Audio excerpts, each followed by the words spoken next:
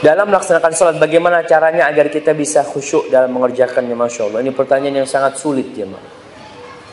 Karena khusyuk dalam sholat itu sesuatu yang sangat mahal sekali. Kalau kita bicara teori, ya bicara teori. Kalau menjelaskan agar kita sholat khusyuk itu ada pemanasan sholatnya, qobliyah. Orang kalau qobliyah kan mulai itu dia. Tapi kadang-kala kita mau sholat wajib masih ngobrol sama sohib. Ente tadi naik apa? Naik motor. Yang mana? Ini imam sudah Allahu Akbar. Sholat dulu. Allahu Akbar. Mau gimana mau khusyuk ente? Baru. Kalau jual itu susah memang. Maka kita harus persiapkan adanya pemanasan tadi. Sholat sunnah itu termasuk yang menggiring kita untuk lebih khusyuk. Kemudian memahami apa yang dibaca. Kalau kita tidak paham dengan yang kita baca, ya kadang-kala tetap khusyuk.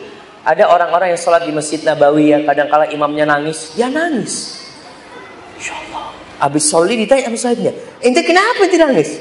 Nggak tahu, imamnya nangis itu juga enak ada nggak nangis.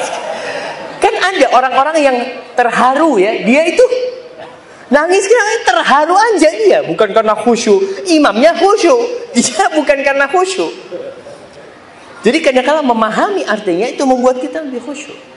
Membuat kita lebih khusyuk. Kemudian bacaannya. Rasul sallallahu alaihi wasallam bacaan rukuknya, bacaan sujudnya, bacaan iftitahnya itu beragam. Tidak satu. Bervariasi. Kalau mau menyebut itu salah satu yang menyebabkan kita lebih khusyuk. Kenapa? Karena kita akan mengingat-ingat. Kita nih, anak mau baca yang ini. Umpamanya ketika sujud, Allahumma laka sajadtu. Apa terus ya? Karena dia baru ngafalin nih. Tapi kalau subhana rabbiyal a'la, dia sambil mikir sepedanya, subhana rabbiyal a'la, lewat dia kayak gitu. Tapi kalau ada sesuatu yang, tapi jangan sampai itu bikin-bikin gitu, bukan. Sunnah-sunnah Rasul kita amalkan. Terus bacaan suratnya. Kalau antum punya surat-surat baru, itu menyebabkan antum lebih khusyuk. Hafalan baru ya umpamanya. Antum mulai hafalnya kulhu. Tahu-tahu hari itu antum pagi ngafalin wadduha.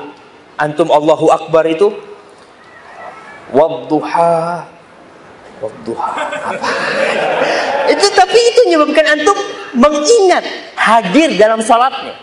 Tapi kalau antum sudah hafal, antum sampai tasyahud akhir itu, coba tanya abis tasyahud, tadi ente rakaat pertama kedua baca surat apa? Surat apa ya? Kadang-kadang dia lupa. Karena sudah menjadi rutinitas buat dia. Maka dengan bacaan-bacaan yang baru itu membantu kita untuk khusyuk. Kemudian hadirkan kebesaran Allah Subhanahu wa taala. Rasul SAW mengatakan, "Idza shalla ahadukum fala yafsuq baina yaday."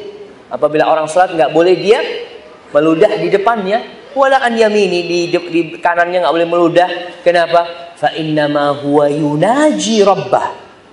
Dia itu sedang bermunajat kepada Rabbnya. Di sini dia menghadirkan. Ketika dia mengatakan iyyaka na'budu wa iyyaka nasta'in. Banyak beban hidup yang antum tumpahkan di iyyaka wa iyyaka nasta'in. Sama engkau ya Allah, aku cuma minta tolong ya Allah. Mau minta tolong sama siapa lagi? Maka itu insya Allah akan membuat kita lebih khusyuk ya. Kemudian sholat berjamaah ke masjid itu termasuk yang membantu khusyuk buat para lelaki. Ketika dia datang dari rumahnya, itu dunia dia taruh itu. Tapi kalau untuk sholat di rumah, kadang-kala Allahu Akbar, tinglong, ya Allah, siapa ini datang? Itu baru sholat sudah. Baik, barakallahu fikum.